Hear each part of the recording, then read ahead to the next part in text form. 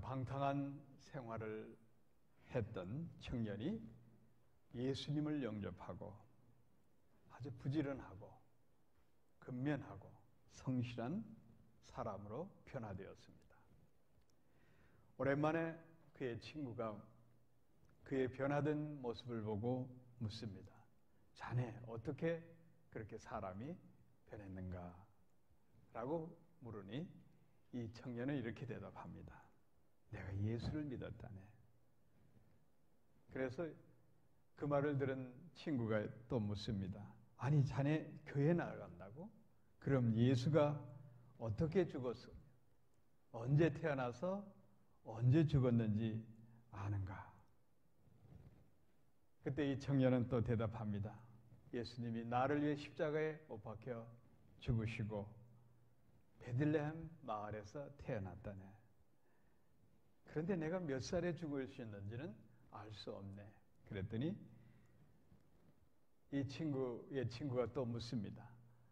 아니 자네는 예수를 안다고 하고 믿는다고 하는데 아니 예수님이 몇 살에 돌아가셨는지도 모르는가? 그리고 자네 옷차림을 보니까 뭐 옛날과 다름이 없고 그저 초라한 모습인데 뭐가 달라졌다는 건가? 라고 이렇게 한심하다는 듯이 물었습니다. 그러자 예수 믿는 청년은 이렇게 말합니다. 자네 말대로 나는 예수님이 언제 돌아가셨는지는 모른다네. 그렇지만은 나는 예수님을 믿고 난 후에 성실한 사람이 되었다네. 내 가족을 사랑하고 저희 사람들을 소중히 여기고 그리고 사랑하고 살고 있다네. 난 항상 하나님 은혜를 잊고 사는 존재라고 늘 느끼고 산다네. 라고 대답을 했습니다. 사랑하는 성도 여러분, 예수님을 영접하고 그리스도인이 된다고 해서 우리의 삶이나 환경이 달라지는 건 아닙니다. 그러나 분명한 것은 예수 믿고 나면은 성실한 마음 자세로 살아가게 된다는 사실입니다. 프랑스의 극작가 빅토르 위거는 이런 말을 했습니다. 성실은 웅변의 소금이다. 우리가 세상을 살아가는 데 있어서 가장 훌륭한 처세술은 성실함에 있습니다. 올바른 성공의 지름길은 역시 성실함에 있는 겁니다. 성실한 모습으로 산다는 것은 나 자신을 위해서 무엇보다 좋은 일이고 또한 나와 내 가족, 더 나아가 내 주위 사람들에게도 유익을 더하는 겁니다. 어느 건축회사에 다니던 사람이 퇴직을 이제 얼마 앞두지 않고 있었습니다. 그때 사장이 그를 불러서 이렇게 말합니다. 마지막으로 집 하나를 지어주시오. 그렇게 부탁을 받았습니다. 평생 건축회사에 다니던 이 사람은 속으로 이렇게 생각합니다. 아, 이제 내가 얼마 안 있으면 퇴직하는데 뭐 대충 그냥 이 집을 지어야 되겠다라고 생각을 했습니다. 그래서 재료도 좋은 거 쓰지 않고 공사 감독도 제대로 하지 않고 겨우겨우 시공을 마치고 이제 어프로브를 받은 거예요.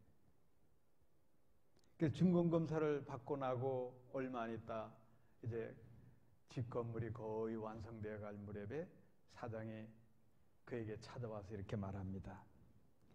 이 집은 당신이 우리 회사를 위해서 평생 수고했으니 당신 선물로 줄 것이오. 이 말을 들은 이 은퇴하는 이 사람, 땅을 치고 후회한 겁니다. 이게 내 집이 될 줄 알았으면 좋은 자료에다 아주 성실하게 정성을 쏟아서 지었을 걸 이미 늦어버린 겁니다. 불성실에 대한 후회입니다. 여러분, 우리는 분명히 기억해야 됩니다. 사탄이 펼치는 여러 가지 전술이 있습니다. 우리가 타락하도록 유혹하는 여러 가지 전술이 있는데 그 중에 하나가 불성실입니다. 사탄은 자기 일에 근면하고 성실한 사람 절대 유혹하지 못합니다. 자기 일에 항상 게으르고 불성실한 사람을 타겟을 두고 그들을 유혹하는 겁니다. 또 내가 지금 성실하게 산다 하더라도 깜빡 잠시 마음이 방황하고 불성실해지면 그 틈을 사탄이 노리는 겁니다. 위대한 믿음의 사람 다윗 성군으로 칭송받는 이 다윗, 이 사람도 잠깐 불성실할 때 그거 유혹을 받게 되는 거예요. 모든 자기 부하들과 그리고 신하들이 전쟁터에 나가 싸웁니다. 전쟁이라는 건 생사를 걸고 싸우는 겁니다. 죽느냐 사느냐의 문제. 그런데 다윗은 편안하게 낮잠을 자고 그리고 해질 무렵에 저녁에 일어나서 옥상을 거닐다 보니 어느 목욕하는 아름다운 여인이 눈에 들어온 거예요. 그 밧세바. 그를 취해서 제7계명을 어기고 더 나아가서 그의 남편 우리야 충직한 자기 신한데도 불구하고 간접살인을 하게 되는 겁니다. 이렇게 사람이라는 존재는 불성실하면은 사탄이 얼마든지 파고들 수 있다는 것을 우리는 명심해야 되는 겁니다. 분명한 것은 성실은 성공의 친구가 되고 불성실은 실패의 친구가 된다는 사실을 우리는 꼭 명심해야 됩니다. 비록 성공했더라도 불성실한 사람에게는 그 성공이 오래가지 못합니다. 반대로 성실한 사람이 지금 실패했다 하더라도 그것이 끝이 아니라 곧 성공을 위한 한 과정이 된다는 사실입니다. 시편 기자는 하나님을 경외하는 삶의 지표를 시편 37편 3절에서 아주 중요한 말을 합니다. 성실로 식물을 삼으라. 그러니까 성실함을 나의 양식으로 삼으라는 겁니다. 사탄 마귀는 불성실한 사람들에게 여러 가지 유혹을 할 수 있지만 성실한 사람들에게는 절대 유혹할 수가 없습니다. 시편 30편 23절에 보면 여호와께서 성실한 자를 보호하시고 라고 기록이 되어 있어요. 우리 하나님은 성실한 자를 보호하십니다. 그래서 사탄이 그를 유혹할 틈이 없어요. 성실만이 성공을 만들어냅니다. 성실만이 사탄의 유혹을 물리칠 수 있다는 사실을 여러분 기억하시기를 축원합니다. 사도 바울은 오늘 본문에서 초대교회 당시 종의 신분으로 있었던 그리스도인들에게 성실한 마음으로 주인을 섬기라고 권면합니다. 짐승처럼 취급하는 주인, 그를 육체의 상전으로 모시라는 겁니다. 자, 그러나 내가 짐승 취급을 당하더라도 종의 신분에 있으면 눈가림으로 순종하는 척, 잘하는 척 그렇게 하지 말고 오늘 본문에서 사도 바울은 아주 명백하게 강조하는 말씀이 있습니다. 그리스도께 순종하듯 하고 그리고 죽게 하듯이 일하라는 겁니다. 이게 참 중요합니다. 어떤 마음으로? 성실한 마음으로 하라는 겁니다.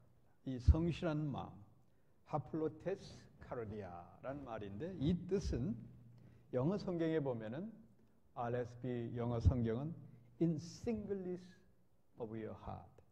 그러니까 한 마음, 일편단심 마음으로 주인을 섬기라는 겁니다. 이게 참 중요한 말이에요. 그래서 이 하플로테스 카르디아, 성실한 마음이라는 것은 변함없이 일편단심으로 남이 알아주든 안 알아주든 오직 하나님만 바라보고 신실한 마음으로 섬기는 자세입니다. 그래서 오늘 사도 바울은 오늘 에베소 6장 6절에서 눈가림만 하여 사람을 기쁘게 하는 자처럼 하지 말고 그리스도의 종들처럼 마음으로 하나님의 뜻을 행하라는 거예요. 그러니까 사람 보지 말고, 사람이 나에게 칭찬을 하든 잘 봐주든 못 봐주든 그런 거 보지 말고 오직 하나님 바라보고 그리스도께 순종하듯 그런 마음으로 주인을 섬기라는 겁니다. 그리고 에베소 6장 7절에 보면 단 마음으로 섬기기를 주께 하듯 하고 사람들에게 하듯 하지 말라. 이 말씀을 가슴에 새기고 자기 상전인 육체의 주인에게 섬기라. 귀한 말씀입니다. 쉽게 이해하면 하루 24시간을 진실한 마음으로 자기 주인을 섬기라는 겁니다. 이 종이라는 것, 신약성경 헬라어에서는 둘로스라고 부르는데 영어로는 슬레이브죠. 노예입니다. 노예. 여러분, 종이란 두 가지 특징이 있어요. 첫째는 자기를 지배하는 상전이 있다는 겁니다. 둘째는 자유가 없다는 겁니다. 그리고 결국은 종이라는 것은 내 인생 내가 살지 못하는 거예요. 주인에게 모든 게 달려있는 겁니다. 봉건 시대에는 동서양을 막론하고 노예 제도가 있었습니다. 우리 한국도 20세기 초만 해도 양반 상놈 해가지고 주인과 종의 관계로 살아왔잖아요. 이 로마 제국, 사도 바울이 이 서신을 쓰고 있는 이 로마 제국이 온 지중해 유럽과 근중동 지방을 식민지화했을 때 이 로마 제국이란 나라는 여러분 노예 제대로 천년을 유지하게 된 거예요. 노예 제도가 없었다면 로마 제국도 없었을 겁니다. 영토를 확장하면서 그 나라를 점령하면 왕에서부터 모든 백성을 다 종으로 삼았던 겁니다.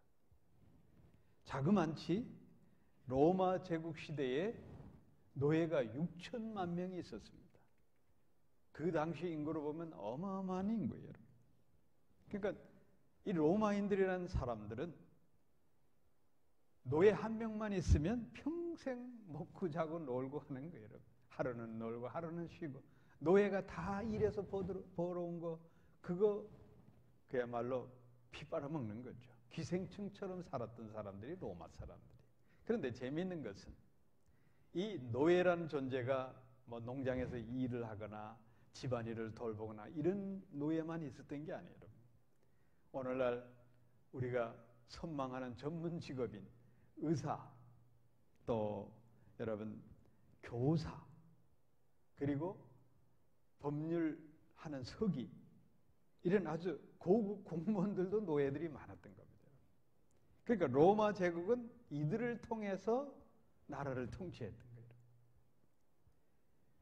이 노예제도가 로마 제국의 노예제도를 만들기 전에 이 노예제도는 사실상 그리스 사람들이 먼저 만든 거예요.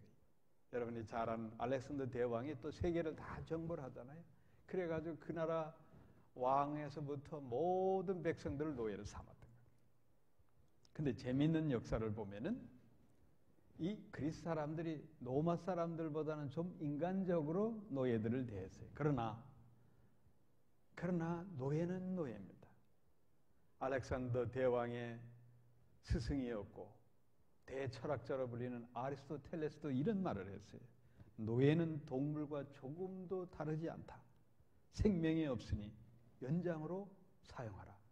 사람을 그저 무생물로 여기는 거예요. 그러니까 연장, 도구로 사용하라는 겁니다. 이 대철학자 아리스토텔레스도 이런 말을 했고 로마의 원로원이자 또 대철학자였던 가토도 그런 말을 했어요. 노예는 말 못하는 짐승에 불과하다. 이게 얼마나 황당합니까? 자, 이런 제도 속에 초대 그리스도 교회에는 종들이 교회에 나온 거예요. 주인도 나온 겁니다. 그 내용 잘 기록된 게 우리가 빌레몬서를 대표적으로 뽑을 수가 있죠. 자, 그런데 사도 바울이 이 종들을 향해서 그리스도 안에서는 다 형제자매지만 그렇지만 신분이 노예인 것을 한탄하지 말고 리볼레이션에서 혁명을 일으켜가지고 우리는 동등하다.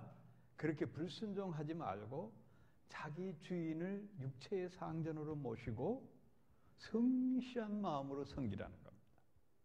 여기에 우리는 의미를 둬야 돼요. 노예 제도 같은 봉건 사회, 여러분, 상전과 종이 있습니다. 과연 봉건 사회만 있었느냐? 그렇지 않죠. 오늘날에도 보면은 여러분, 경제적인 부와 지위에 따라서 이 상하 관계가 맺어져서 그저 현대판 봉건 제도가 아닐 따름이지 그야말로 윗사람이 있고 아랫사람이 있고, 사람들은 말은 직업에 무슨 귀천이 있냐 하지만 대다수 세상 사람들은 직업에 귀천이 있다고 생각을 하는 거예요. 우리 기독교인들은 분명히 알아야 돼요.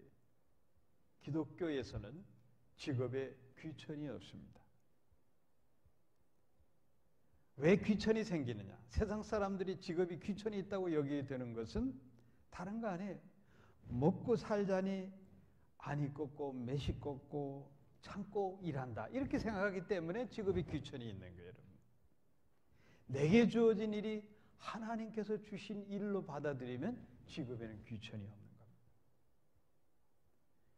어떻게 살면 가장 행복한 건가? 그 일에 대해서, 내게 주어진 일에 대해서 하나님 주신 일로 생각하면은 내 삶이 즐거울 수가 있는 거예요. 그런데 내게 주어진 일이 싫고 힘들고 짜증스럽게 여겨지면은 그 일이 고역이 되고 삶 자체가 비참해지는 거예요. 자, 오늘 사도 바울이 중요한 고민을 하잖아요. 이 모든 일들을 여러분, 하나님이 내게 주신 일로 받아들이고 하나님 바라보고 사람도 섬기고 또 하나님 바라보고 주의 일로 받아들여서 충실하면 된다, 이 사실입니다. 그래서 같은 내용을 골로새서에서 사도 바울은 골로새서 3장 23절에 보면 이렇게 기록을 합니다. 무슨 일을 하든지 마음을 다하여 주께 하듯 하고 사람에게 하듯 하지 말라. 이 중요한 말씀이에요, 여러분. 내게 주어진 일을 주의 일로 생각하면은 힘들지 않아요, 여러분. 그러면 직업에 귀천이 없습니다. 이 세상에는 수많은 직업이, 이 다변화된, 이 하이테크 산업에 다변화된 이 세상에는 요즘 4만 가지의 직업이 있다고 그래요, 여러분. 예? 4만 가지의 직업. 별의별 직업이 다 있어요. 예? 우스갯소리지만 사람의 겨드랑이 냄새 맡는 직업도 있다고 그러는 거예요. 얼마나 웃기는 직업이에요. 그러나 그 겨드랑이 냄새를 맡아서 그 사람에게 적절한 향수를 판다는 거예요, 여러분. 참 여러 가지 직업이 다 있어요, 여러분. 예? 남의 냄새 나는, 겨드랑이 냄새 맡는 직업 얼마나 비참합니까? 예? 저는 그 다큐멘터리에 보면은 그 시체 닦는 직업에 있는 사람들, 매일 잠자고 나면은 시체 닦으러 가야 되잖아요. 여러분, 얼마나 힘들겠어요, 여러분. 그러나 그 사람들은 그들 나름대로의 사명이 있는 거예요. 그들의 죽은 사람의 가족을 위로하는 마음으로 정성껏 닦는다는 거예요, 여러분. 얼마나 거룩한 일입니까? 우리 이민원분들 클리닝 비즈니스 많이 하잖아요. 제가 늘 강조하잖아요. 이 클리닝 비즈니스야말로 거룩한 직업이에요. 내가 거룩하니 너희도 거룩하라. 이 영어 성경에 클린으로 번역하는 경우가 많아요. 홀이라는 단어보다는 클린이라는 단어. 여러분, 거룩한 일을 하고 있는 거예요. 할렐루야. 자기 주어진 일을 하나님 주신 거룩한 성직, 목사만이 성직이 아니에요, 여러분. 여러분이 하고 있는 일을 주의 일로 생각하면 거룩한 성직이 되는 거예요. 그런 마음으로 일을 하면은 이 세상에는 직업이 귀천이 없고 감사할 일밖에 없는 겁니다. 그러면 여러분의 인생이 윤택해지고 행복해지는 겁니다. 이 은혜를 누리시기를 축원합니다. 먹고 살기 위해 일한다. 이건 세상 사람들이 하는 얘기. 그리스도인들은 즐겁게 먹는 것은 즐겁게 일하기 위한 에너지 충전이다. 이렇게 생각해야 되는 거예요. 행복하기 위해서 나는 일한다. 이 개념을 그리스도인들은 꼭 갖고 하루의 생활을 해야 되는 겁니다. 아침에 눈을 뜨고 하루의 일을 할 수 있다는 것 감사하시기를 축원합니다. 내 육신이 몸만치 않고 또 나를 필요로 하는 사람도 없고 일거리도 없다고 하면 얼마나 인생이 비참합니까, 여러분? 그렇지 않아요? 뭐니 해도 내 인생의 최고의 황금기는 싫든 좋든 내 할 일이 있다는 것입니다. 여러분 다 할 일이 있다는 게 얼마나 감사해요, 여러분. 할렐루야. 그 할 일이 있게 되면 여러분들이 지혜도 필요하고 지식도 필요하고 그 일을 감당하기 위해서는 근면함도 있어야 되고 자기 자제력도 있어야 되고 아주 다양한 일 때문에 내 능력이 고양되고 내 존재 가치가 세워지는 겁니다. 그래서 나에게 일이 있다는 것 감사하며 하루하루를 기쁨으로 살아가시기를 축원합니다. 신구약 성경 전체를 보면은 성실과 근면에 대한 이야기예요, 여러분. 신구약 성경 전체에 나타나는 믿음의 사람들 한번 보세요. 모두가 성실했어요, 여러분. 그 대표적인 사람이 누구예요? 요셉 같은 인물. 여러분, 어느 환경에 처해도 옥살이를 하더라도 자기 주어진 일에 사명을 다하니까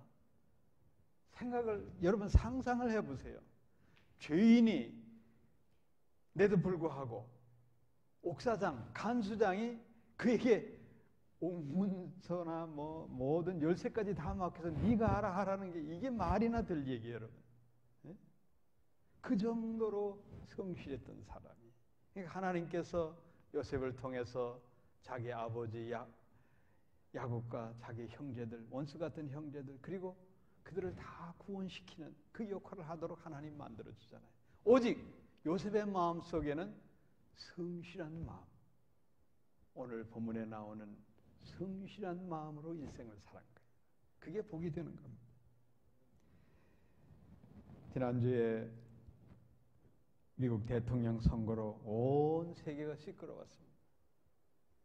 미국 그 달러 지폐를 보면은 역대 대통령 얼굴이 다 실려 있어요. 근데 딱 대통령이 아닌 인물로는 두 사람만이 미국 지폐에 들어가 있어요.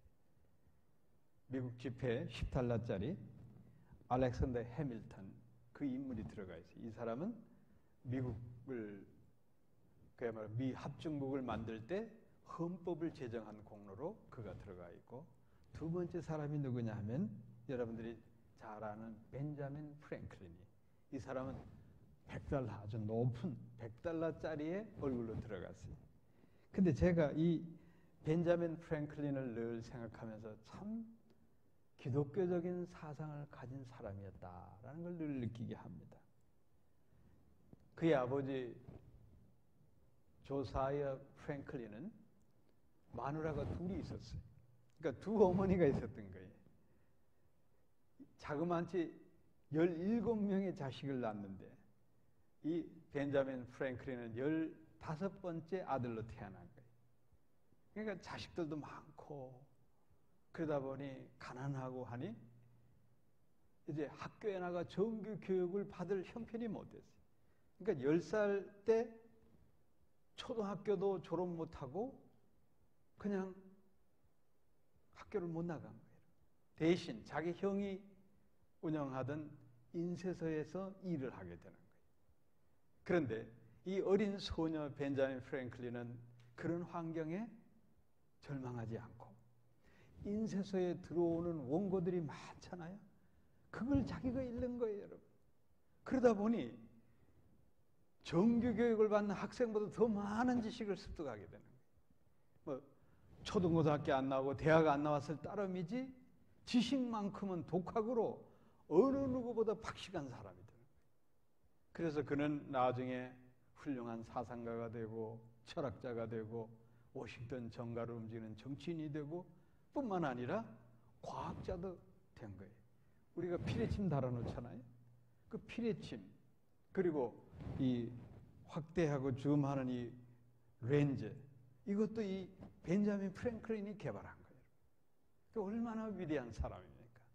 그래서 그가 산 삶 자체를 왜 벤자민 프랭클린을 존경하는가 하면은 그야말로 그는 성실하게 일생을 살았던 사람이에요.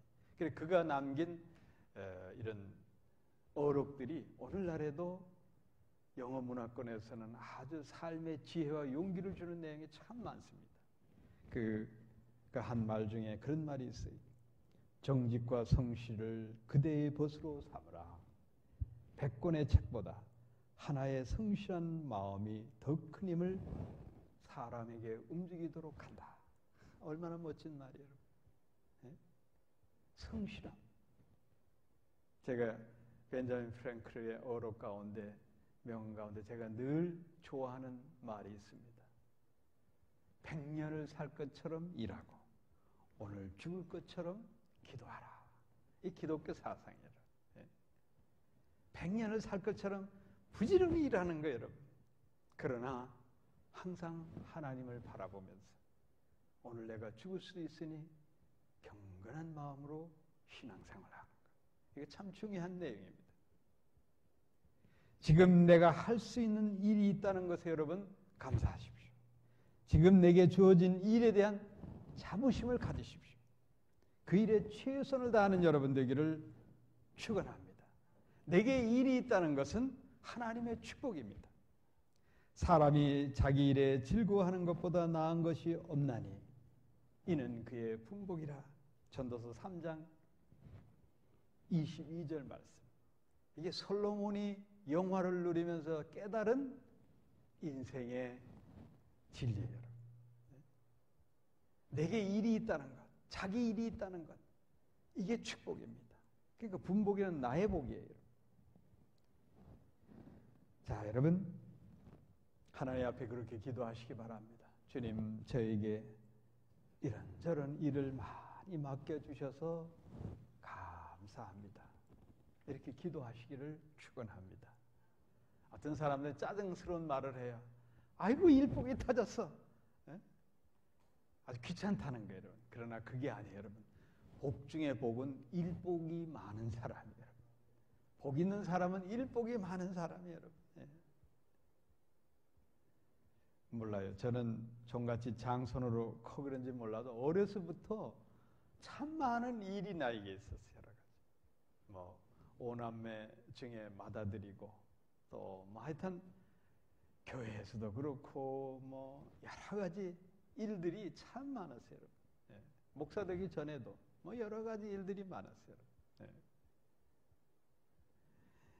자, 여러분 일을 할 수 있다는 것 그게 축복이고 그 일을 성실한 마음으로 한다는 것 이게 우리 그리스도인들의 경건 생활이라는 사실을 꼭 명심하기를 축원합니다.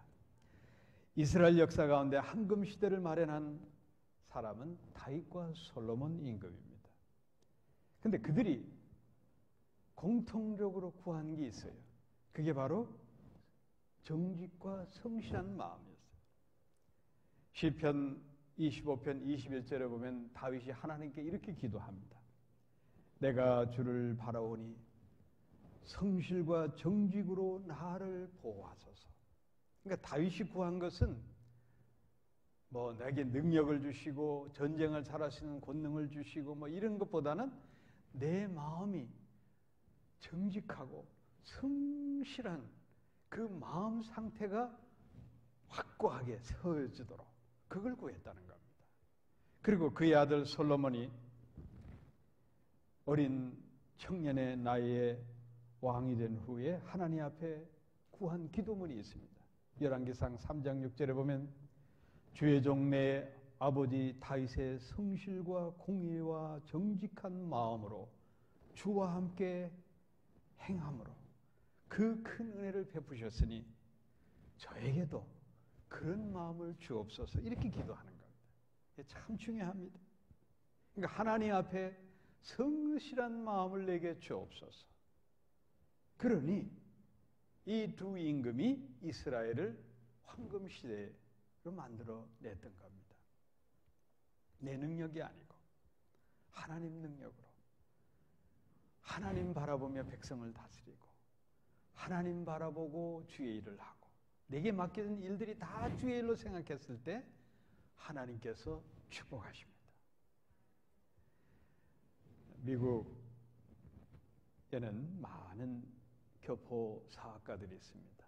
우리 호주 교포들이 상상할 수 없는 아주 큰 부자들도 많아요.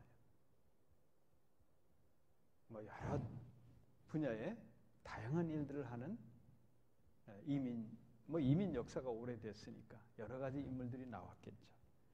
그 중에 대표적인 사람 중에 한 분이 백영준 회장입니다. 이분이 책을 썼어요. 나는 정직과 성실로 미국을 정복했다. 그리고 그 부제로 그 밑에다가 No money, no English. 이게 영어로도 번역이 됐어요. 이분이 패커 철강 회사를 설립을 해서 베트남 전쟁 치르는 동안에 그가 나름대로 그 아이빔이라는 게 있는데 이게 철강을 아주 이렇게 쉽게 다양한 용도로 사용할 수 있는 그런 철강을 개발한 거예요. 그래가지고 많은 돈을 벌었어요. 연 매출이 2억 달러까지 나갈 정도로 그런 분인데 이분이 처음 미국 갔을 때 1956년 미국 갈 때 이제 흥사단 재단이 있어요. 한국에 지금도 재단이 있는데 이건 도산 안창호 선생님이 만든 그 후배들이 만들어 놓은 재단이에요. 이 도산 안창호 선생은 누구보다 기독교 신자였죠. 그러니까 기독교 사상으로 만든 재단이 이제 흥사단인데 거기서 장학생으로 뽑아서 보내준 거예요. 그럼 미국에 도착했을 때 자기 주머니에 $50밖에 없었던 거예요. 50달러 가지고 미국의 현대판 강철왕이라는 소문까지 들릴 정도로 그렇게 성공한 사학가가 됐어요. 근데 이분이 항상 신앙적으로 했다는 거예요. 사업을.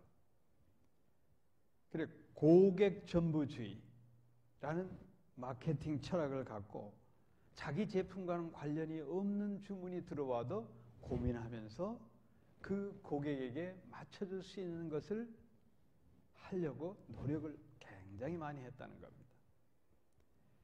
그래 그가 그런 사업을 하게 된 것은 흥사단이 만든 도산 안창호 선생님의 그 흥사단 상계명을 늘 생각했다는 거예요. 이 흥사단 상계명은 사실은 이 도산 안창호 선생님이 미국서 LA에서 그 애국운동할 때, 독립운동할 때에 그분이 항상 주장했던 세 가지. 첫째, 거짓말 말고 신용을 쌓아라. 둘째, 책임감을 갖고 부지런히 일하라. 셋째, 봉사와 양보로 사람을 사랑하라. 이 기독교 정신.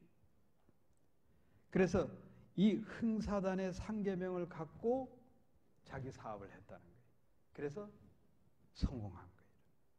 그래서 이분이 뉴욕에 가면은 한인타운이 그 플래싱이라고 하는 퀸스가 있어요. 퀸스라는 그 지역 도시가 있고 그 다음에 유저지, 롱아일랜드 여기 한인들이 많이 사는데 거기에 가면은 한인교회들이 상당히 많아요. 이분이 연세도 드시고 또 교회 재직이고 또 신앙적으로 살아온 분이라 그가 이렇게 쭉 한인교회들을 방문하면서 신앙 간증을 했어요. 근데 그분이 신앙 간증한 내용 가운데 이런 말을 했습니다. 나는 미국에 첫 발을 디뎠을 때 돈도 없고 영어도 못했습니다. 그때 하나님께서 나에게 성경 말씀을 통해 정직과 성실을 가르쳐 주었습니다. 성경 말씀대로 살다 보니 하나님께서 나를 인도해 주셔서 좋은 사람을 만나게 해주시고 어려움이 생길 때마다 기도와 말씀을 통해서 고객에 필요한 것을 알아채고 성실하게 대응하려고 노력했더니 고객들이 성실함을 인정해 줘서 성공했습니다. 지금도 하나님 은혜에 감사하고 성실하게 살고자 애씁니다. 이제 이분은 뭐 고인이 되셨지만, 그러니까 성실 하나. 오늘 본문에 나온 사도 바울이 권면하는 성실한 마음, 이 성실한 마음이 우리 그리스도인들의 재산 목록 1호가 되어야 되는 거예요. 사도 바울은 종들에게 권면합니다. 눈가림하지 말고 너희들의 육체의 상전인 주인을 성실한 마음으로 섬기라. 참 중요합니다. 내게 주어진 일을 얼마나 성실하게 했느냐. 장차 우리는 주님 앞에 심판받고 하늘나라의 상급을 받는 그야말로 바로미터가 거기에 있는 겁니다. 주님께서 이 땅에 재림하셨을 때 여러분, 우리는 뭐 성공했느냐, 세상 사람들이 말하는 성공이냐 실패냐 이런 것 가지고 주님 앞에 심판받지 않아요. 우리 하나님께서 우리를 심판하실 때는 너에게 주은 일에 성실하게 살았느냐 불성실하게 살았느냐 그것으로 우리 하나님 심판할 겁니다. 오늘 에베소 6장 8절 말씀을 우리는 기억해야 됩니다. 이는 각 사람이 무슨 선을 행하든지 종이나 자유하는 자나 주님께서 주신 그대로 받은 줄로 알라. 그러니까 종이든 주인이든 얼마나 성실하게 살았느냐에 따라서 나중에 그 유업을 받는다고 그랬어요. 골로새 3장 24절에서는 똑같은 내용을 이렇게 기록합니다. 이는 유업의 상을 주께 받을 줄 아미니라. 그러니까 장차 우리가 이 땅에서 얼마나 성실하게 살았느냐에 따라서 하늘나라의 상급이 제정된다는 겁니다. 이 땅에서 종의 신분으로 산다 하더라도 자기 사명을 다하고 성실한 마음으로 최선을 다하면 천국에서는 더 높은 계급에 가 있는 거예요. 내가 주인이 돼가지고 아주 오늘 공갈치고 협박하고 종들의 피를 빨아먹은 사람은 어떻게 되냐? 아주 지옥 가겠죠. 또 어쩌다가 천국에 가도 그야말로 종이 자기 상전이 될 수가 있는 거예요. 이 인생 역전이 거기서 이루어지는 거예요. 내게 주어진 일, 성실히 하는 것. 이게 중요합니다. 뭐 성공했다, 실패했다 이거 중요하지 않아요.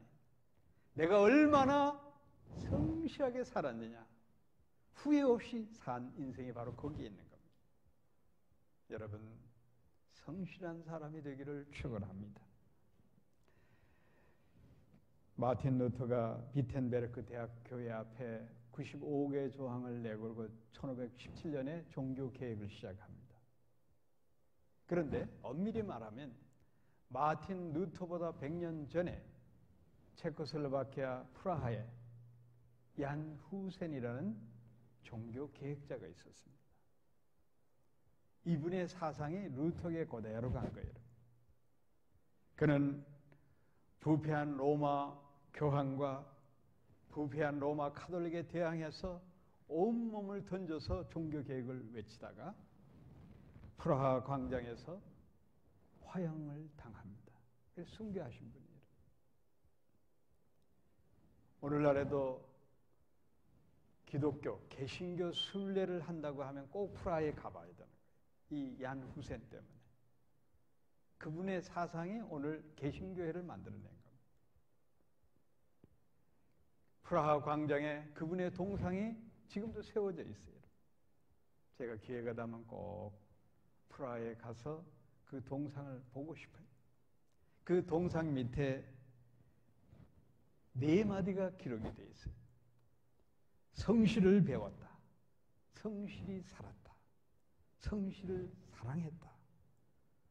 성실을 지켰다. 이게 우리 개신교의 기독교 사상이에요. 하나님은 우리를 향해서 신실함으로 사랑하시잖아요. 하나님의 사랑을 힘입은 우리는 신실한 사람이 되어야 됩니다. 쉽게 이해한다면 성실한 마음으로 하나님을 섬기고 사람을 섬기고 내게 주어진 일을 오늘 사도 바울이 말씀한 그대로 주의 일로 생각하고 최선을 다하는 겁니다. 이게 기독교 사상이에요. 잠언 28장 10절에 보면 정직한 자를 악한 길로 유인하는 자는 스스로 자기 함정에 빠져도 성실한 자는 복을 얻느니라. 이 말씀을 새겨야 됩니다. 우리가 복받는 것은 성실한 마음으로 성실하게 일할 때 내게 복이 오는 겁니다. 약삭 빠르고 남 기만하고 눈치 빠르고 그런 사람이 성공한다고 세상 사람들은 생각할지라도 우리 그리스도인들은 성실 하나만으로 내 인생을 성공해야 되겠다라는 신앙 철학을 가져야 되는 겁니다. 내가 말하는 것, 생각하는 것, 내 믿음 생활, 내 인격 전부가 성실화되면 하나님이 축복하십니다. 일편단심으로 주님을 섬기고 성실하게 나의 일에 대해 최선을 다하면 이 땅에서 복을 받고 영원한 하늘나라의 높은 계급의 상급이 마련될 것입니다. 성실하게 사시기를 축원합니다. 기도합니다. 이제는 우리 주님 예수 그리스도의 크신 은혜와 성부 하나님의 그 놀라우신 사랑하심과 넘치는 축복하심이 성령님의 내주 감화 감동 충만하심이 머리 숙인 주님의 귀한 군속들 위에 저들 가정 위에 우리 메커리 한인 교회 위에 이제부터 영원토록 함께 있을지어다. 아멘.